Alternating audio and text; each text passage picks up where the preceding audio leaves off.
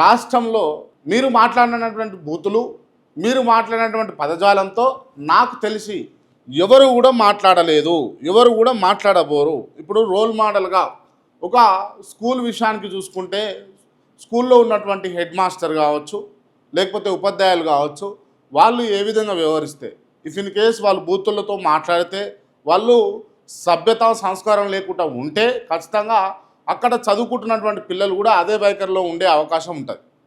ఈవెందో ఇంట్లో ఉన్నటువంటి ఒక గార్డియన్, ఇంటి పెద్ద తండ్రో తల్లో, లేకపోతే పెద్ద అన్ననో, లేకపోతే పెద్ద అక్కనో, ఎవరో ఒకరు వాళ్ళకి ఇష్టం వచ్చినటువంటి లండు భాషలా మాట్లాడితే ఇంట్లో ఉన్నటువంటి చిన్నవాళ్ళు కూడా నేర్చుకునే అవకాశం ఉంటుంది.